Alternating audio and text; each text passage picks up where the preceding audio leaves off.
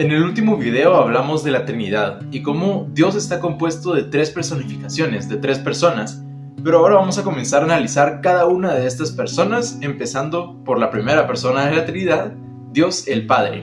Pero ¿por qué le decimos a Dios, Dios el Padre? En este video vamos a poder indagar un poco más en las características de Dios, qué lo hace ser el Padre, qué hizo en el pasado y qué está haciendo en la actualidad por cada uno de sus hijos.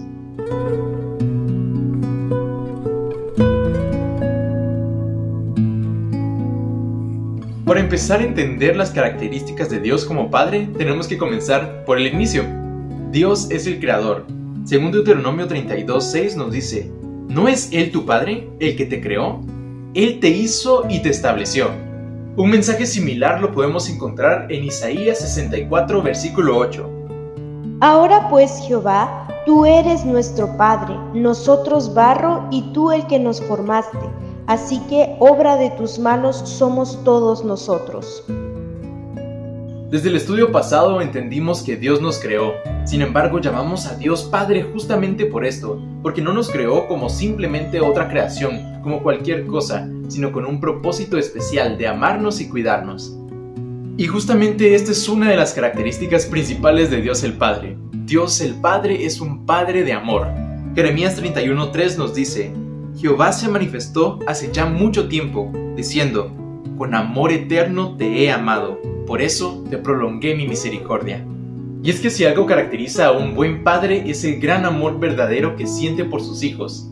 Continuando con el capítulo 31, en el versículo 9 nos dice: irán con lloro, mas con misericordia los haré volver, y los haré andar junto a arroyos de aguas, por camino derecho en el cual no tropezarán, porque soy a Israel por padre.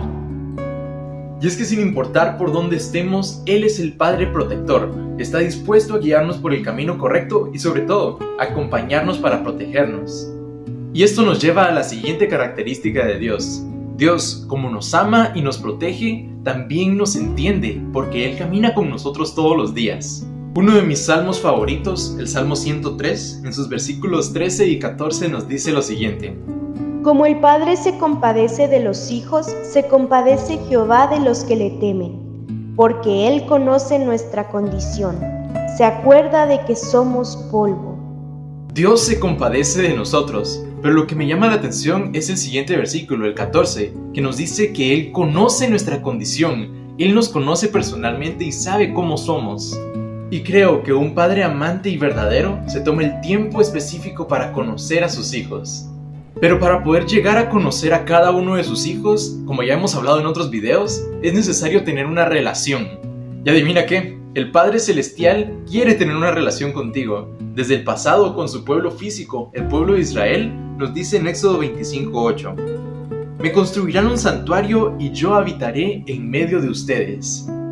Algo que quiero recalcar con este versículo es que nosotros no somos nada a comparación de Dios. Y aún así, Él decidió ir junto al pueblo de Israel, confinarse en el santuario, confinarse en ese templo para poder estar en medio de su pueblo, para poder tener una relación directa con ellos. Y que el Dios Todopoderoso, que tiene que regir el universo, que es creador, que es omnipresente, se tome el tiempo de estar con su pueblo, para mí lo hace un Padre presente. Muchas personas tienen una idea errónea de quién es Dios el Padre, sobre todo en el Antiguo Testamento.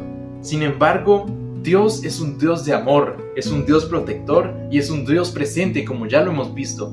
Esto no significa que podamos faltarle al nombre de Dios, que podamos hacer lo que querramos, porque igual es un Dios amoroso. Dios, como todo padre, merece respeto también. Y es que Dios el Padre es un Padre amoroso y responsable. Sin embargo, tiene hijos muy rebeldes, incluido yo. Y muchas veces, como al pueblo de Israel, se nos olvida todas las grandes cosas que el Padre ha hecho por nosotros, de su protección, de su cuidado y de todo ese amor que transforma en nuestros corazones. Debemos entender que cada acción que tengamos en esta tierra tiene sus consecuencias. Y créeme que Dios tiene el poder de castigarnos, tiene el poder hasta de destruirnos si lo quisiera. Sin embargo, una de las características más grandes de Dios el Padre la encontramos varias veces durante la Biblia, sobre todo en los Salmos. Los Salmos relatan tantas veces esta palabra que debe significar algo muy especial. El salmo que lo dice y que a mí más me gusta es el Salmo 100 en su versículo 5. Dice: porque Jehová es bueno, y para siempre es su misericordia, y su fidelidad es por todas las generaciones.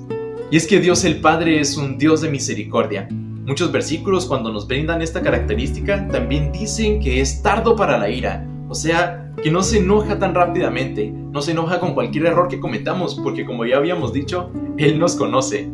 Sin embargo, Dios también es un Dios de segundas oportunidades. Segundas, terceras, cuartas, quintas. Dios está dispuesto a aceptarte nuevamente porque te ama, quiere lo mejor para ti y como un padre te va a enseñar el camino correcto. Ahora bien, una de las características más importantes de un padre es que corrige a sus hijos. Sin embargo, no es solo corregir por enojo, sino que tiene una razón específica para corregir a sus hijos. Esa razón la encontramos en Hebreos 12, 6 y 7. Porque el Señor, al que ama, disciplina, y azota a todo aquel que recibe por hijo. Si soportáis la disciplina, Dios os trata como hijos. Porque, ¿qué hijo es aquel al que padre no disciplina? En estos versículos encontramos que un padre tiene que disciplinar a sus hijos. Si un hijo no es disciplinado, no es hijo. Ahora la razón por la cual Dios disciplina a sus hijos es muy importante. Una de las características más importantes es que Dios es amor. Y justamente en este primer versículo de Hebreos encontramos que Dios disciplina a aquellos que ama. Y si quieres ser llamado un hijo de Dios y quieres ser amado por Él, debes seguir sus correcciones también. Esto no significa que Dios solamente está con una vara tratando de corregir a sus hijos. Él conoce a cada uno de sus hijos y sabe que van a caer. Sin embargo, la mayor cualidad de Dios es que es un Dios perdonador. ¿Qué Dios como tú que perdona la maldad y olvida el pecado del remanente de su heredad? No retuvo para siempre su enojo, porque se deleita en misericordia. Él volverá a tener misericordia de nosotros, sepultará nuestras iniquidades y echará en lo profundo del mar todos nuestros pecados. ¿Quién como Dios, que nos ama tanto que está dispuesto a perdonar cada una de nuestras ofensas? Y no solamente eso, sino que tiene un plan de salvación hermoso para cada uno de nosotros. Lo que nos lleva al siguiente punto. ¿Qué hizo Dios en el pasado? ¿Y qué es este plan de salvación?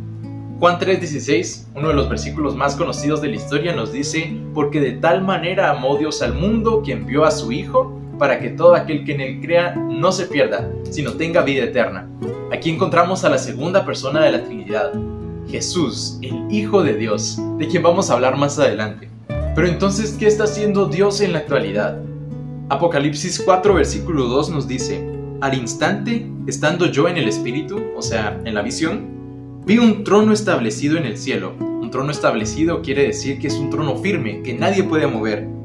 Y en el trono, uno sentado. Dios está hoy sentado en su trono establecido, un trono que no se puede mover, y desde ahí puede dirigirnos y guiarnos a cada uno de nosotros. Sobre todo, no pierde sus cualidades de Padre, es decir, que nos sigue amando, nos sigue protegiendo, nos sigue dando bendiciones y nos sigue perdonando. Yo entiendo que puede ser difícil llegar a creer en un Padre tan bueno como lo es Dios, sobre todo cuando nadie ha visto a Dios. En Juan 1:18 encontramos esto también. A Dios nadie lo ha visto jamás, pero nos da no solamente una razón para creer, sino también nos da una razón para confiar en estas características de Dios.